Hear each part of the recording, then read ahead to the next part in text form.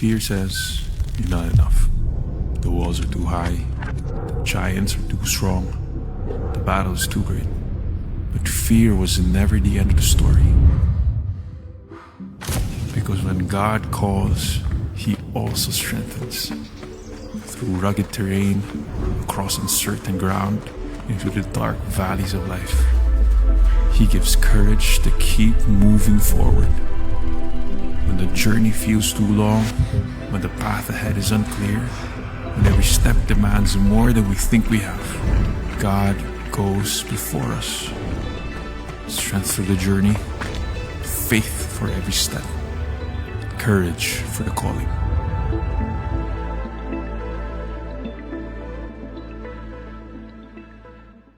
Mapagpalang umaga po sa bawat isa sa atin. Good morning, everyone.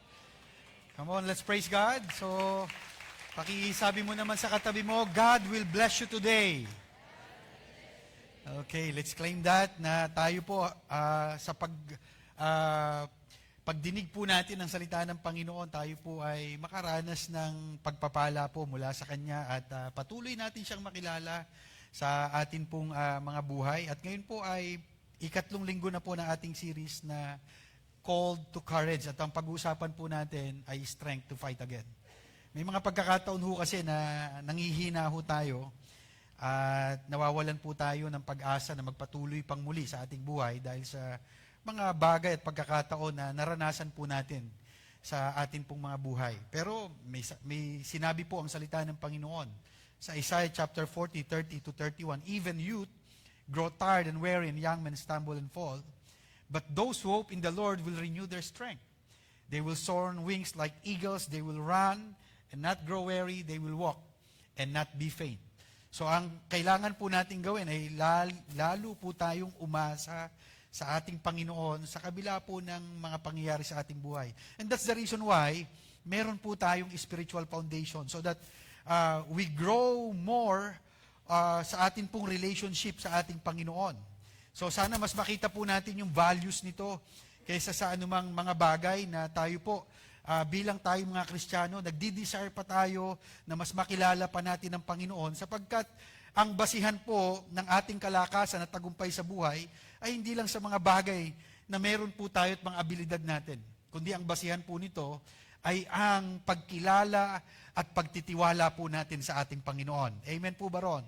Kaya po ngayong umaga ay muli nating pag-aaralan ng salita ng Panginoon at naway ito'y magbigay ng kalakasan po sa buhay ng bawat isa sa atin. Tayo pong lahat ay saglit na tumayo at basahin po natin ang salita ng Panginoon sa Joshua chapter 8 verse 1. And the Lord said to Joshua, do not fear and do not be dismayed. Take all the fighting men with you and arise. Go up to Ai. See, I have given into your hands the king of Ai, and his people, his city, and his land. That is the word of God. Tayo po'y saglit na manalangin. Panginoon, marami pong salamat sa iyo pong biyaya sa aming buhay. Salamat po sapagkat sa kabila ng kami po ay may mga pagkakataong nanghihina, may mga pagkakataong, Lord, may mga pagkakataong ayaw na naming magpatuloy, pero Lord, sapat ang biyaya ninyo sa aming buhay. Kaya nga po, sa pag-aaral ng iyong mga salita ngayong umaga, Lord, ito'y naway magbigay ng patuloy pang kalakasan sa buhay ng bawat isa. At ikaw ang maitaas at mapapurihan, Panginoon, sa amin pong mga buhay. Salamat po, O Diyos. We give you thanks, we give you glory. This we pray in Jesus' name. Amen and amen. Maaari na po tayo maupo. So, ito pong pag-uusapan natin ay muling encouragement ng Panginoon sa buhay po ni Joshua at ng mga Israelita sapagkat sa kabila po ng kanila pong pagtatagumpay doon sa Wall of Jericho, pagkatapos po nila itong sakupin, pag binalikan po natin yung chapter 7, ay nakaranas po silang matalo doon sa bansa o sa isang komunidad na mas di hamak na mas malakas sila. Naranasan nyo na po bang matalo sa mga laban ng inyong buhay? Naranasan nyo na po bang kayo po ay sa kabila ng parang sa pakiramdam natin, parang kayang-kaya natin, sa pakiramdam natin ay parang doon sa ating abilidad ay kaya nating magtagumpay, and yet, pagdating ng dulo ay parang na-realize natin na bakit ganun yung nangyari, bakit tayo bumagsak, bakit tayo natalo sa ating laban. At yun po yung pag-uusapan natin ngayon. Yan po yung nangyari sa bansang Israel, sa pangunguna po ni Joshua, sapagkat nakita po natin dito na doon po sa ating pagtatagumpay, victory is not ultimately determined by how strong we are. Victory depends on our relationship with God. So, bakit po sila natalo? Doon sa bansa na kanilang pakiramdam ay kayang-kaya nilang talunin sapagkat itong ay di hamak na mas maliit kaysa sa kanila, at di hamak na ang Israelita ay mas malakas kumpara sa bansa ng Ai, pero doon sa kanilang pakikipagdigma at pakikipaglaban, sila po ay natalo nito. Ano po ang dahilan ng kanilang pagkatalo? At yun po yung titingnan natin. So may mga pagkakataon sa buhay po natin na tayo natatalo. Tama po ba yun? O may mga pagkakataon sa buhay natin na tayo po ay nasusubok sa buhay na ito, at titingnan po natin yung dalawang bagay na ito. Kasi may mga pagkakataon na sumusunod tayo sa Panginoon, pero parang pakiramdam natin, bakit parang natalo ko?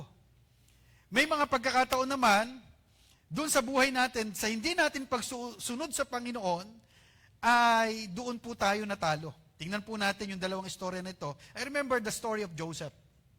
Si Joseph, pinangakuhan siya ng Panginoon na ikaw ay magiging leader, o ikaw ay magiging leader ng bayang Israel. Pero sa kabila po nung pangako ng Panginoon na yun, iba't ibang pagsubok ang kanyang nadaanan. Siya po ay ibinenta ng kanyang mga kapatid, siya ay nakulong, at sari-saring problema ang kanyang pinagdaanan sa buhay. At may mga pagkakataon na kung tayo po ay siguro nandun sa ganung kalagayan, ay may mga tanong tayo na bakit ito nangyayari sa akin, ay sumusunod naman ako sa Diyos. May mga ganun na po bang tanong sa ating buhay? Bakit ito nangyayari sa akin sa kabila ng pagsunod ko sa Panginoon? So, gusto ko pong i-differentiate yung pagsubok sa pagpalo ng Diyos. Okay, ito pong nangyari kay Joseph ay pagsubok. Sapagkat sa kabila ng mga panghakong napakaganda sa kanya ng Panginoon, ay sinubok siya ng Diyos sa kanyang pananampalataya. Sa kanyang pagsunod sa Panginoon ay napakaraming pagsubok niyang pinagdaanan. Pero, sa bandang huli, ay naranasan niyang pa rin ang katapatan ng Panginoon sa kanyang buhay. So ito namang pagkakataon po na ito, na pag-aaralan po natin, sa buhay ni Joshua at ng mga Israelita, ay dumating po sa punto ng kanilang buhay yung pagpalo ng Panginoon. Sapagkat meron pong kasalanan na naganap po rito, at yun po yung pag-uusapan natin. At marahil sila po ay nagtiwala na sa sarili nilang kakayanan at hindi na sa kakayanan ng Diyos sa kanila pong buhay. At tingnan po natin, bakit ba natalo ang bayang Israel? Tingnan po natin sa Joshua chapter 6, 17 to 19. And it says here, "And the city and all that is within it shall be devoted to the Lord for," ano po sabi rito? "For destruction. Only Rahab the prostitute and all who are with her in her house shall live, because she hid the messengers whom we sent.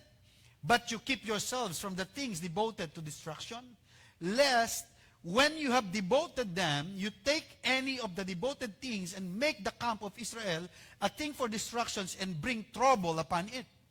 But all silver and gold and every vessel of bronze and iron are holy to the Lord. They shall go into the treasury of the Lord." May instructions po ang Panginoon. Pag binalikan po natin yung chapter 6, lahat ng inyong makukuha na ito ay devoted for destructions. Alright, and lahat po ng ito, meron pong binigay ang Panginoon, "But all silver and gold and every vessel of bronze and iron are holy to the Lord. They shall go into the treasury of the Lord." So, maliwanag po yung instructions ng Panginoon. But, pag binasa po natin yung Joshua chapter 7 verse 10 to 12, okay, eto na po, lumabas na yung problema, kaya po sila natalo. "The Lord said to Joshua, 'Get up. Why have you fallen on your face?'" Ito na po yung time na natalo sila. Lungkot na lungkot si Joshua. Bakit nangyari yon? At may mga tanong siya sa Panginoon, bakit nangyari yung mga bagay na ito? At sobrang lungkot niya, kinausap siyang muli ng Panginoon. Why have you fallen on your face? Israel has sinned. They have transgressed my covenant that I commanded them. They have taken some of the devoted things.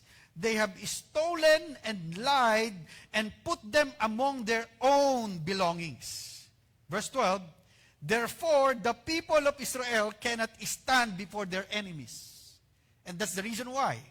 Kung bakit po sila natalo. They turn their backs before their enemies because they have become devoted for distractions.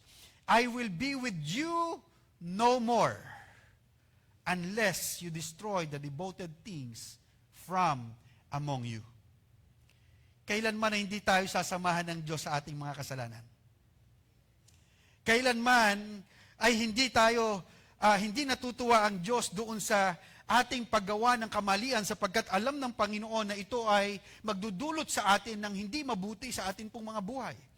Because anything that sin touches eventually will die. Lahat ng hipuin ng kasalanan ay mamamatay. Maaaring hindi tayo namatay ng physical, pero subukan ninyong lagyan ng kasalanan ng isang relationship na mag-asawa, siguradong yung relationship mamamatay. Wala po ako nakitang relationship na merong ginagawang kasalanan ng isa sa kanila ay hindi namamatay yung relationship na meron sila.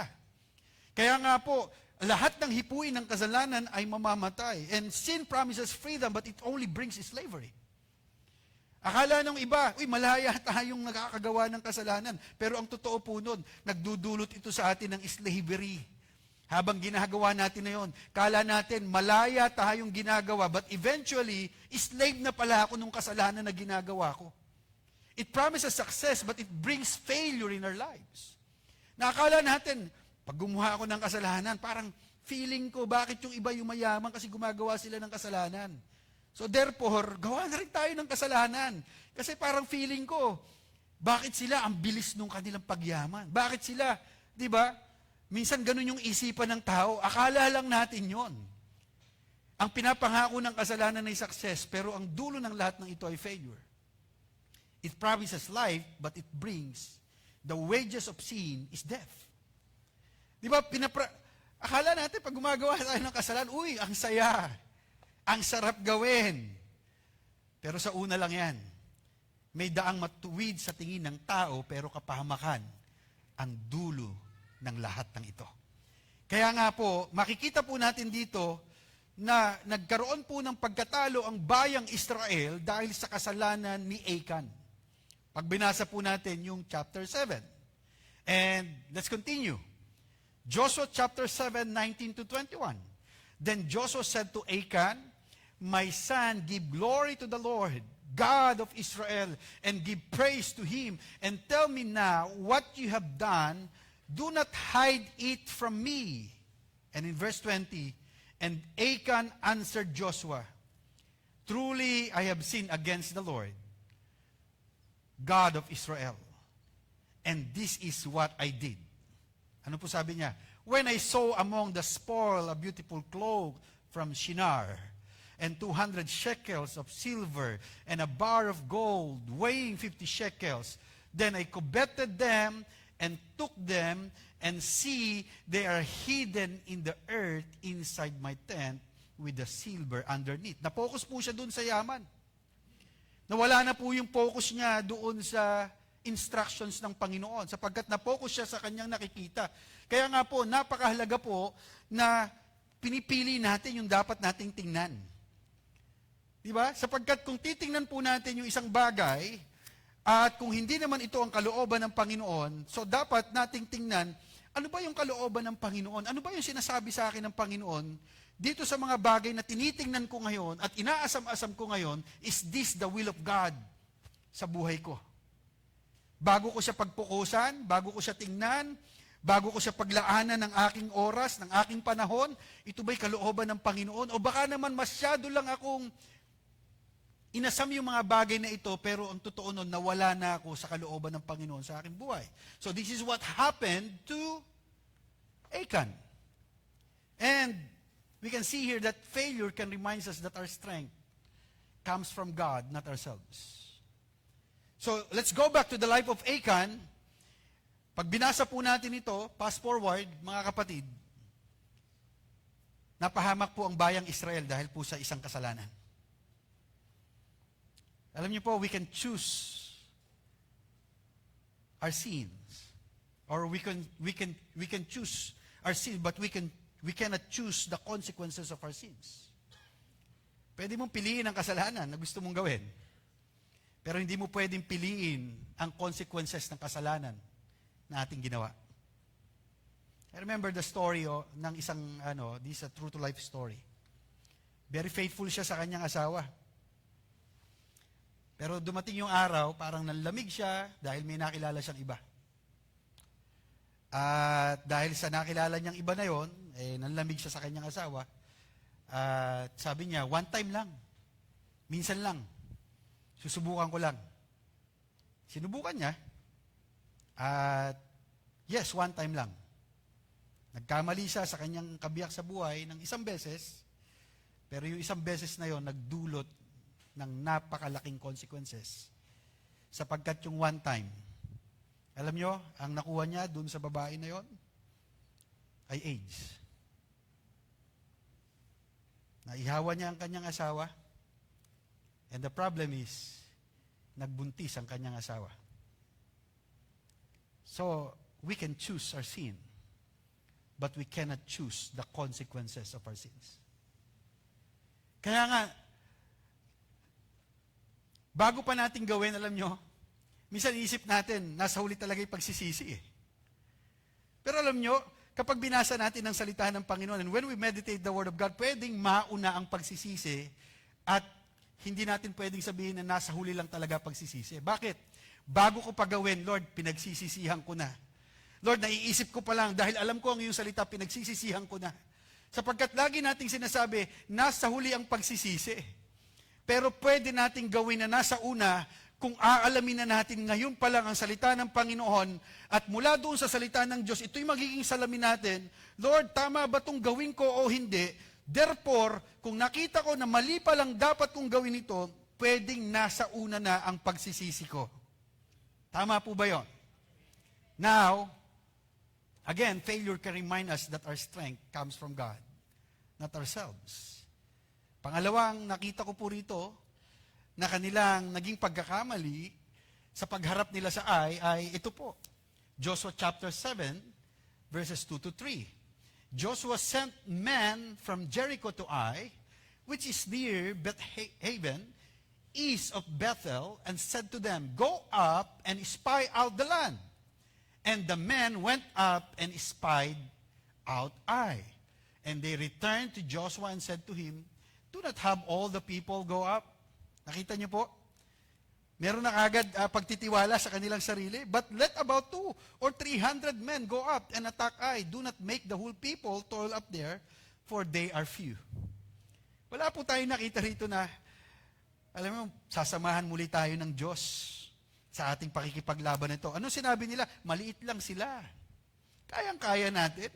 Kahit na hindi na tayo magpadala pa ng mga, yung mga army natin dyan. Kayang-kaya natin dyan. Di ba?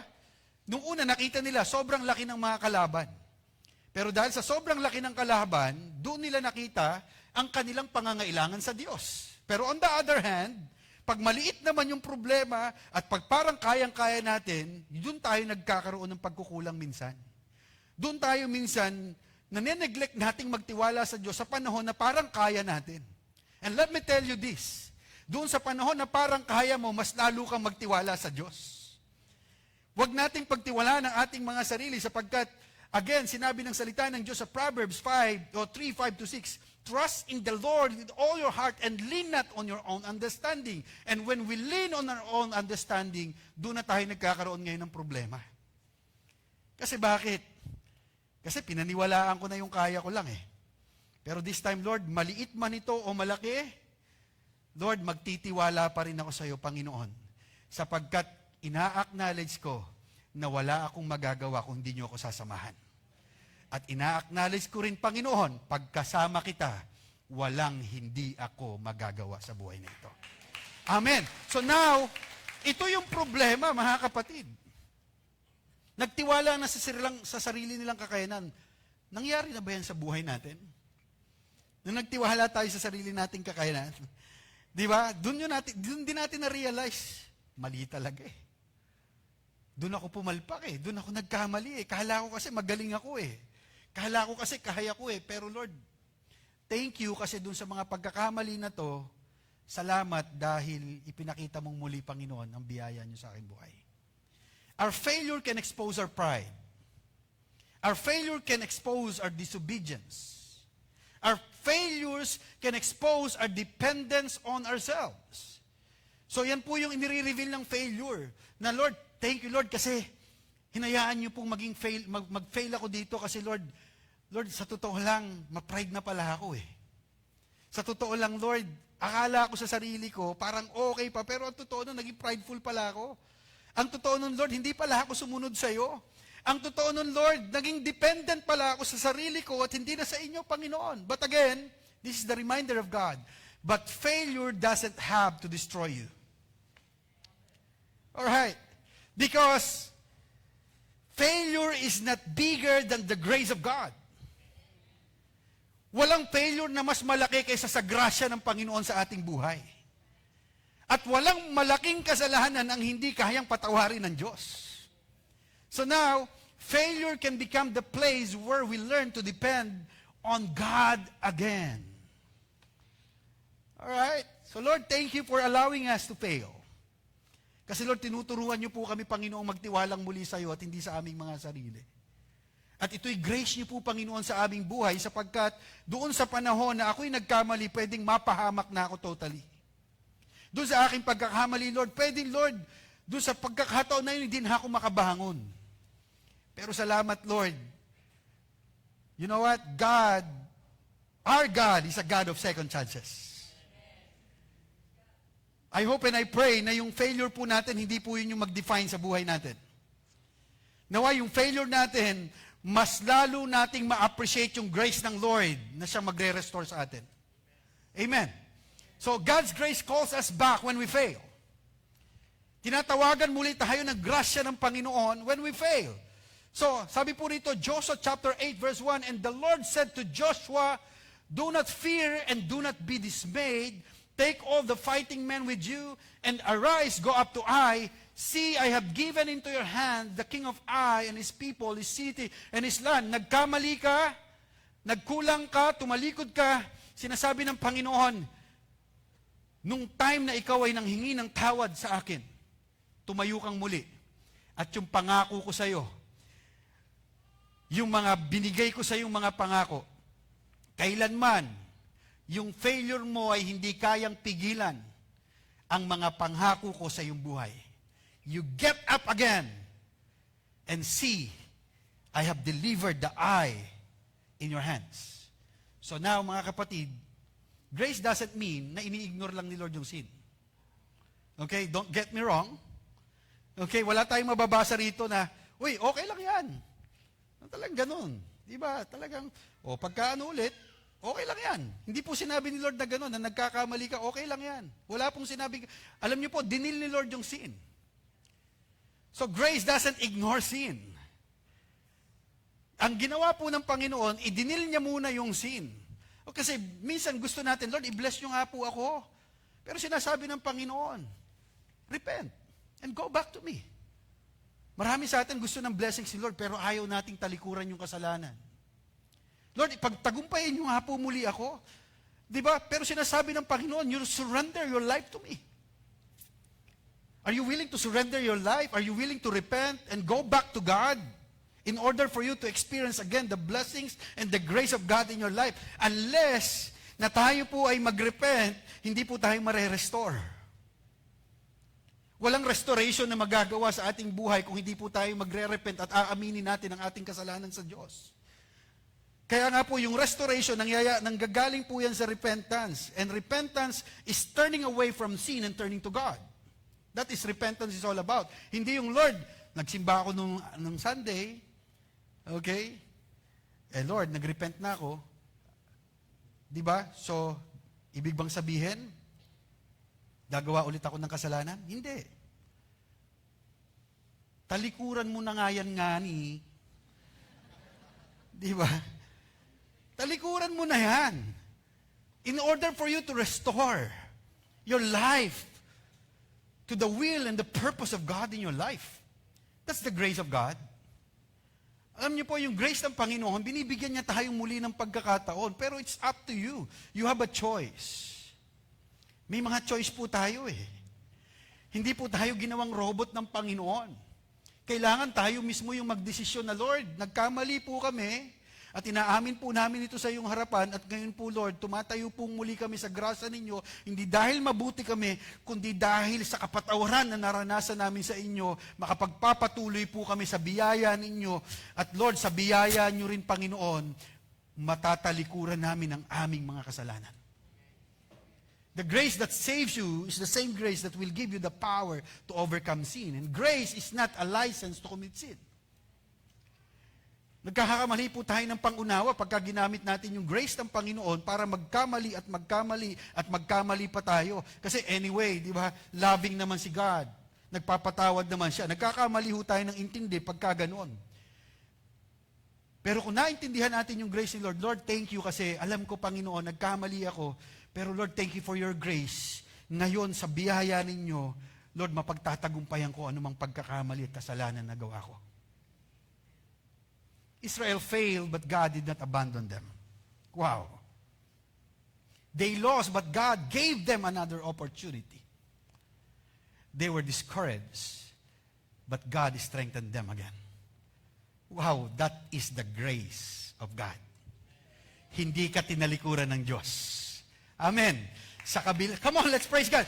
Sa kabila ng pagkukulang natin, sa kabila ng pagkakamali natin, sa kabila ng pagtalikod natin sa Diyos, ito ang pinapaalala sa iyo ng Panginoon, hindi kita tatalikuran. Hindi tayo tinalikuran ng Panginoon, pero ang ipinaalala niya sa atin, anak, you get up again. Yes, nagkamali ka, tayo ka ulit. Laban ulit tayo. Pero this time, huwag ka nang lumabang mag-isa. Lumabang ka nang kasama ulit ako. At sigurado ang tagumpay, pagkasama ang ating Diyos sa ating buhay. Amen. So now, God's grace does not only forgive us, it strengthens us to victory. Can I invite the keyboardist to come up here? Yun yung biyaya ng Diyos. Di ba? Minsan parang may mga pagkakataon sa buhay natin, yes, alam ko pinatawad ako ng Lord, pero kaya ko pa bang bumalik ulit? Yes, pinatawad ako ng Diyos, pero kaya ko pa bang magtagumpay ulit? May mga tanong tayo minsan na, Lord, yes, pinatawad. Alam ko, mapagpatawad ang Diyos at mapagmalang Diyos, pero malalagpasan ko ba itong pinagdadaanan ko na ito ngayon? Pero alam nyo, nire-remind sa atin ng Panginoon, hindi lang tayo pinatawad ng Diyos. Gusto niya magtagumpay ka. Sabihin mo sa katabi mo, gusto niya magtagumpay ka.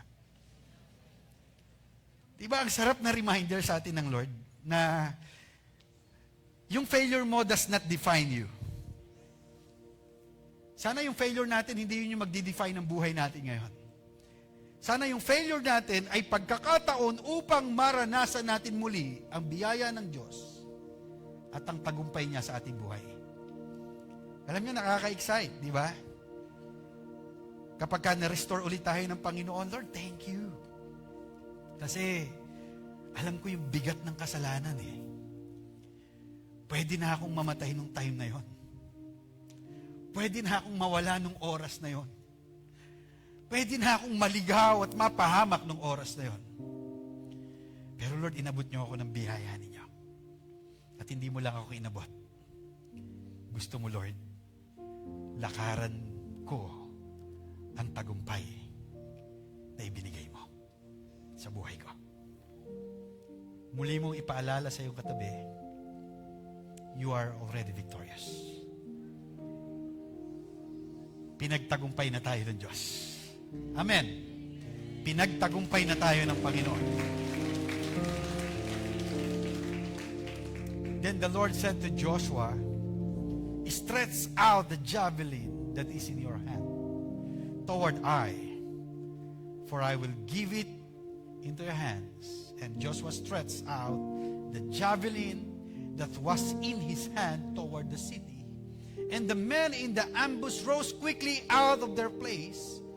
And as soon as he had stretched out his hand, they ran and entered the city and captured it. And they hurried to set the city on fire. So when the men of Ai looked back, behold, the smoke of the city went up to the heaven, or to heaven, and they had no power to flee this way or that. For the people who fled to the wilderness turned back against the pursuers.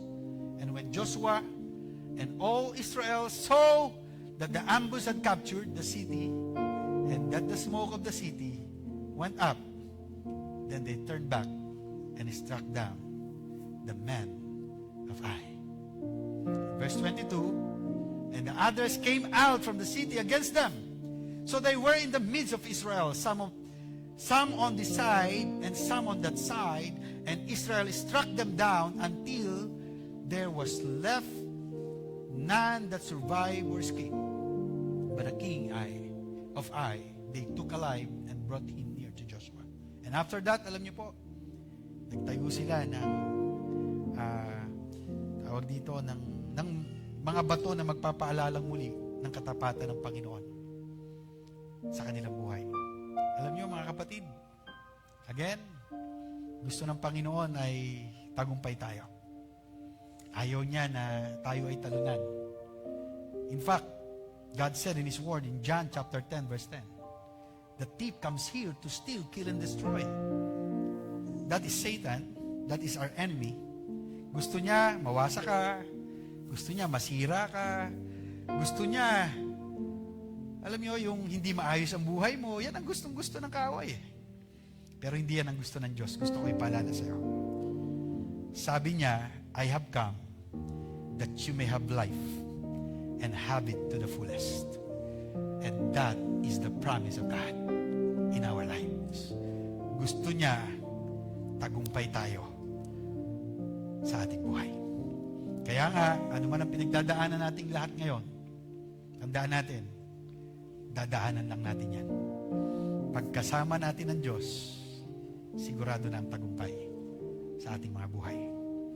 God can turn your place of failure into a testimony of His grace. Ano mang failure ang naranasan natin, one day you will testify, napakabuti ng Diyos. Sapagkat muli kong naranasan ang Kanyang katapatan sa aking buhay. The place where you fell can become the place where you learn obedience. Doon sa tayo ay bumagsak, tinuturuan lang tayo ng Diyos na sumunod. Kaya sabihin mo sa katabi mo, sumunod ka na kay Lord. Alright, sigurado ang tagumpay. Alright, pangalawa, the place where you were discouraged can become the place where God strengthens you. Nangihina ka ba ngayon? Nawawalan ka ba ng pag-asa? Subukan mong tumawag kay Lord. He will strengthen you. The place where you experience defeat can become the place where you see God's faithfulness. Amen. Amen. Can I invite you all to stand? At ngayon, muli nating aawitan ng Diyos with all our hearts. At ngayon, binibigyan kayo ng courage ng Diyos. Ano man ang pinagdaanan natin, ano man ang kamalian natin, ano mang mga pagkakataon na nalayo tayo sa Diyos. God is giving us His grace and a second chance. At nawa, huwag nating sayangin yung pagkakataon na binibigay sa atin ng Diyos na maranasan muli ang biyaya niya at ang katagumpayan na galing sa Kanya. Muli, purihin natin ang Diyos ngayong umaga at awitan natin siya. Sapat ang biyayang nagmula sa'yo, sapat ang kaluwalhatian mo, sapat ang kapangyarihang taglay mo, buong galak itataas ka, O Kristo. Sapat ang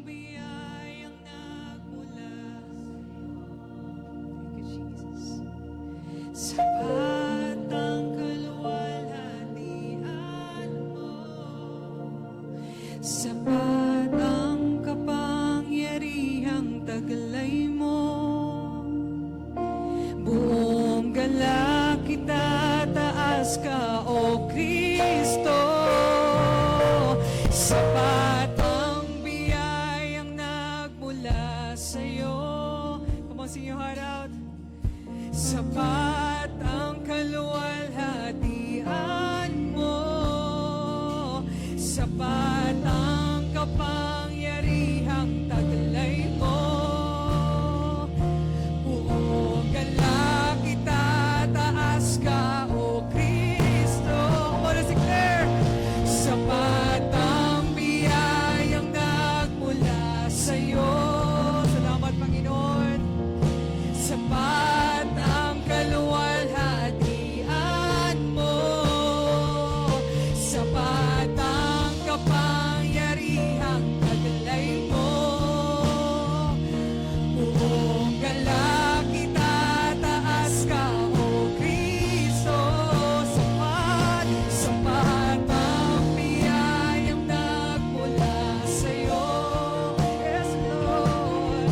Sapat ang kaluwalhatian mo, sapat ang kapangyarihang taglay mo. Buong galak itataas ka, O Kristo. O Panginoon, ang pag-ibig mo'y higit sa kayang ibigay ng mundo. Katapatan mo'y ihahayag ko upang makilala ang ngalan mo. Panginoon, Panginoon, ang pag-ibig mo'y higit sa kayang ibigay ng mundo. Katapatan mo'y ihahayag ko upang makilala ang ngalan mo, Panginoon.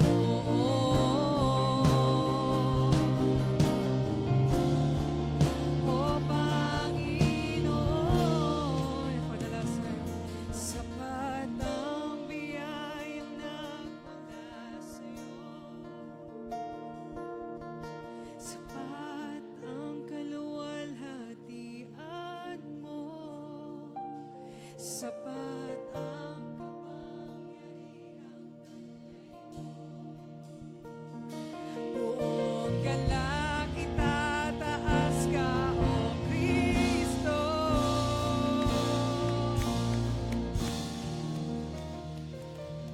Amen. Alam niyo po yung kinanta po natin na sapat ang biyaya ng Diyos sa buhay natin, ay totoong-totoo po ito sa buhay ng bawat isa. Kasi lahat po tayo narito lang dahil sa biyaya ng Diyos. Amen. At alam niyo po, yung biyaya ng Diyos, natatanggap siya sa panahon na tayo'y nagpapakumbaba sa Kanya. At aaminin ang ating mga kasalanan, at aaminin ang ating mga kamalian at pagkukulang, at muling lalakaran ang Kanyang katwiran. I remember, yung panahon na ako ay bata pa, na parang dumating sa punto ng buhay na dahil malaki ka na, parang feeling ko, at feeling natin minsan, di ba? Parang kaya na natin yung sarili natin. Kaya every time na pagsasabihan tayo ng ating mga magulang, laki-laki ko na eh.